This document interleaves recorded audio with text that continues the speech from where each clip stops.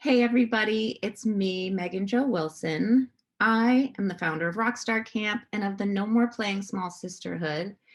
And I'm so excited to be here with one of my No More Playing Small sisters, Yael Levy-Morantz. We have been working, playing, creating, talking, supporting each other for many months. And we were just talking about her work and decided we'd record a little bit of her journey so that you could learn about it. So thank you, sweet sister, for who you are and what you do.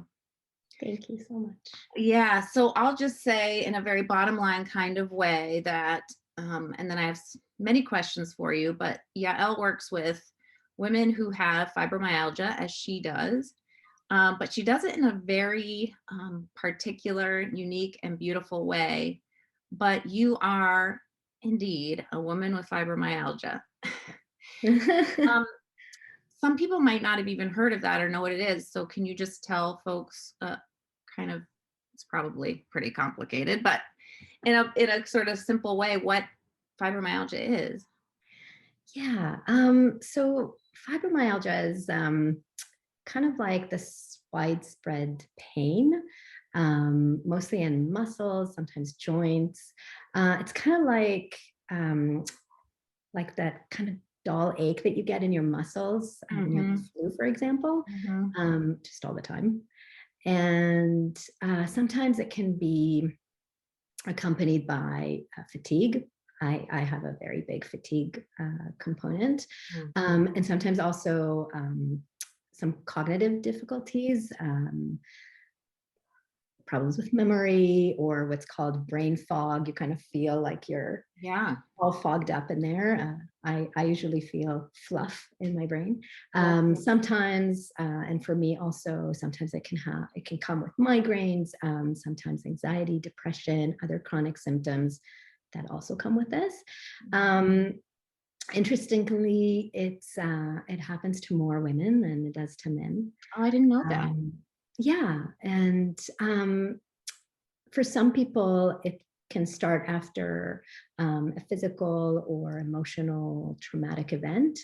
Um, a lot of people experience this after car accidents, for example. Um, but it can also just kind of accumulate over time and then just go full on. Um, there's some genetics involved, probably. That's what research is showing. And it still is kind of misunderstood Yeah. by the medical community, as well as family, friends, because it's invisible. Right. Basically, you can't really tell that somebody has it. Right. So that's kind of the struggle that people with fibromyalgia have.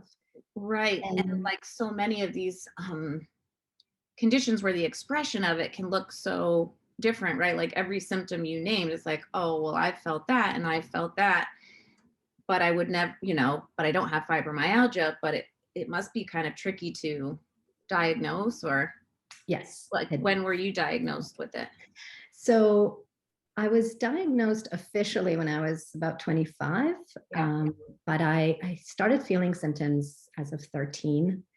Back then, nobody knew anything about this. This was not a thing, this collection of symptoms.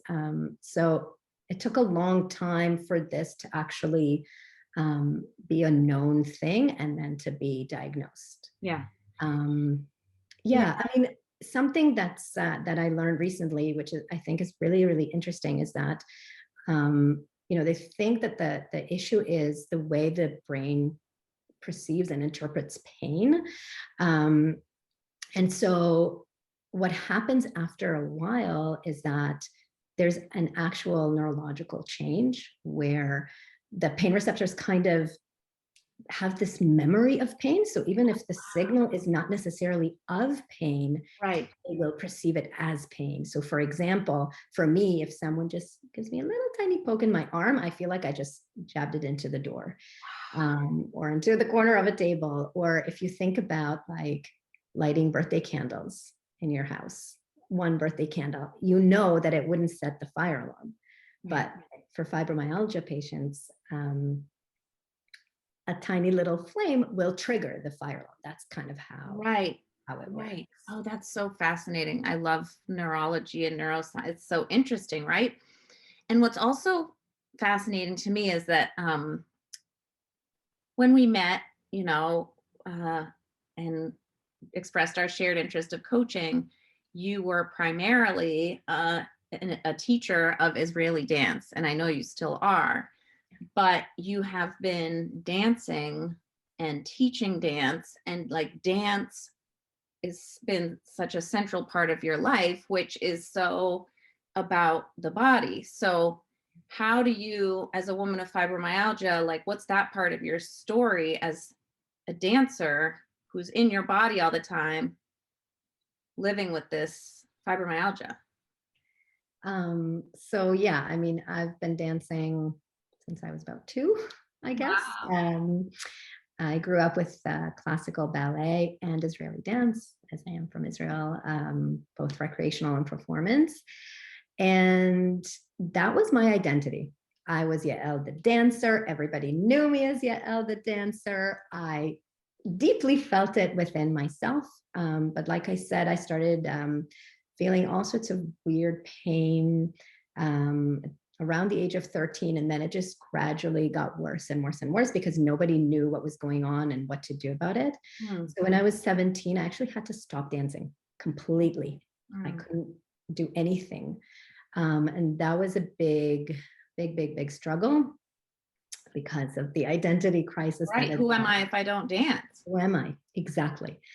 And it took me 10 years where, I struggled a lot because things just got worse and worse and worse, even though I wasn't dancing. And then came the diagnosis to actually go back to dancing. And I started just going back to recreational Israeli dance, kind of taking it slow. It was, now when I started again, it was like, okay, well, now I have this body. I remember what it was like. Mhm. I remember exactly what I was able to do, and I can't do this anymore. So at the beginning, it was really hard. It was really frustrating. I was angry. I actually went through a period of mourning, grieving the loss of Yael the dancer. Yeah. And it took time. It was, a journey of kind of learning how to use this body now, Yeah. where I need to kind of put the boundary and say stop. And so that's what I had to learn. That's what I had to learn. And I think actually using the body as my instrument, and having to really listen so that I don't get into a point where I crash, Yeah. that allowed me to kind of work with it. Right. Work with it. So amazing. And you, like so many of us who are in the sort of healing and transformation field, are now using that experience of your own to support other women with fibromyalgia to listen to understand, and to respect their bodies. Um, and you use movement and dance as part of that process. Is that right? Yeah, And it how is. does that like, how does that play out? What does it look like? Um, so I believe that there's kind of a bi-directional influence, so that the way we move our body in space in our life, the way we stand, the way we walk, the way we dance, however we move it, has a direct influence on our internal world, on our Mm, emotions, on our thoughts, on our belief system. And mhm. then from within us, our belief system, our mental and emotional state really do influence the way we move our body. So it's kind of like a spiral, and it feeds Yes. each other. So I think movement is really important, to get to know your body, Yeah. and also move from within, kind of let your inner self come out through movement. Yeah. And that kind of influences each other. I think that's the way to connect. Yeah. I mean, it makes sense. And there's I'm not like an expert on it, but I think there's some really hard science around this, right? We tend to think it's so separate, our body, our mind, our emotions, our spirits, but they all influence each other. So even if I turn up the corners of my mouth, I'm like, suddenly I feel like I don't feel good. I turn up the corners of my mouth, suddenly I have a feeling that's like joy. And then it's like, and then I smile some more, and then it's like more joy, uh, Exactly. or posture or whatever. Yeah. But And it's exactly that yeah, spiral that feeds each other. Yeah. and your work reminds me in some ways of Rockstar Camp, because you are saying to these women, you can dance, you can dance. You are allowed to Mhm. dance, even Yes. if you have no training, even You, if you have, even if you've lost, and I would say lost your connection to it, because I haven't met a kid on earth yet who said, "Oh, I can't dance." that's right. Um, but do some women? I mean, I don't even have to ask. Of course, I know some women think, "Well, I can't dance. I can't dance." Yeah. Um, but what kinds of movements do you play with, or what would you say to a woman who's like, "Well, I want to listen to my body, but I just don't dance"? Well, that's the work, right there. That's the work. That's the That's work. the work, and it's a whole process, I think, of getting to know yourself deeply, getting to know your thoughts, your feelings, your belief system, and how that influences the movement. Because saying, "Well, I can't dance," um, sits on something. Yeah. How you feel about yourself, how you feel about your body, your beliefs about your body, your connection to your body, everything that you learned from society, culture, being a woman here on this planet, um, that for a lot of us starts when we're very young, at around 9 or 10 years old. We start learning all of these things about our body, and it all comes together. Now, when you have a chronic condition that also limits your movement, it builds on top of that. And Right. so the connection to the body here is so, so important to be able to really, really listen. And especially with chronic conditions, or fibromyalgia is what I have, what I learned, is that deep connection allows you to deeply listen, which means hear what it's telling you, because our body usually starts with a little whisper, Mhm. something, I need something. And if you don't listen, then it gets louder and louder, and then it yells at you. And it happened to me a few years ago. I was working 2 jobs. I was very stressed out. My body was screaming, but I did not listen. And then I went into a crash. So that's different than a flare up that we sometimes have of symptoms that just go up and down. Sometimes it gets worse and sometimes it gets better. But that was a complete crash. There was nothing. I was in bed for a few months, came with a lot of guilt, that my Yes. partner had to do Right. everything. So I couldn't actually heal my body. And I had to really learn how to deeply listen. So that means hearing what the body is saying and also following on what it's asking from you. Yeah. And when you come even to a doctor's appointment, for example, you can have that empowerment and say, okay, well, this idea that you're giving me doesn't feel good for my body, because we're all different. This medication does feel good. I'm going to take it. So from that deep understanding of who you are, what your body is, what your body's asking from you, you can move. Yeah. And you can move in a way that feels good for your body. Right. And that's the kind of movement that I do, that I teach, to come from within, Yeah. to mindfully dance, to mindfully move. Right. Right. And I've seen you teach, and it's not like the ballet teacher who's like, do 10 more pirouettes. It's like, Right. no, this is about pleasure. And, Yes. as you're speaking, it's like, I'm in one hand so grateful for you and people like you who teach women to listen to their bodies. And on the other hand, I'm like, isn't it so heartbreaking that we are so well trained to ignore our body's signals, Yeah. to be so detached? Like, what's underneath my head? I don't even know. Yeah. Um, And and in work environments, most of them where it's like, I don't care if you're tired, the job needs to get done. That's right. And how do we navigate that? And I just am picturing in this moment a world where people really listened to their bodies, That's right. and how some cultures do that better than others. I wouldn't say that ours, at least I'm in the US, does not do great at that. So you're giving women this opportunity to develop that muscle just like you had to do. Yeah. And I can say that, a lot of the times when I'm in really like a bad flare up, when the pain is just unbearable, I do find ways to kind of escape it. Yeah. For me, it's usually Netflix that allows me to do that. And because I really need to be out of my body at the moment. And Yeah. that's okay. So when you listen to your body, that's not just saying, like you were saying, we're so trained to ignore it. Yeah. I'm not saying that we can just listen all the time and we can connect all the time, because sometimes it's just really, really hard. And that's okay. Right. But knowing this about yourself and knowing what you need. Okay, so for this period of time when I'm going through this, Yeah. I can feel it, but I need that escape, and that's okay. But I'm then coming back, and I know how to come back to my body, and having that place and listening to your body also can mean, I hear you, I acknowledge. And that happens to me too sometimes when I go to a dance session and I really want to dance a lot.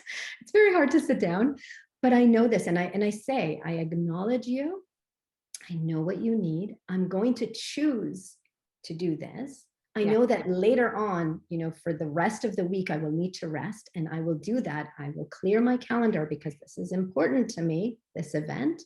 But I'm listening. So at the moment, I can't really sit down because I need to do this. But I hear you. I acknowledge you. I That's love very different than just right. ignore. Right. And it's so beautiful how you're saying it, like, I hear you, as almost, as if it's a separate, like an intimate, to be respected entity. Hey, body, I hear you. What do you need, body? Yes. What do you need? Okay, I'm going to give myself a break, and without the guilt, because there's a certain level of acceptance and even approval here. And we have a culture that's so obsessed with health, so obsessed with youth, so obsessed with energy, productivity, um, and even health. I think that we have a very distorted, unhealthy way of uh, sort of like worshiping health and wellness, that anything less than an Iron Man or is just like, oh, they've got a problem, they must be lazy. And I can tell you that for me, for example, when I had to learn all of these things about myself and really, really, truly, deeply connect to my body, loving it, accepting it is a way, it allows me to care for it, to really care for it. And that, for example, I ask, what is it that I need to eat right now? Body, what do you need me to eat right now?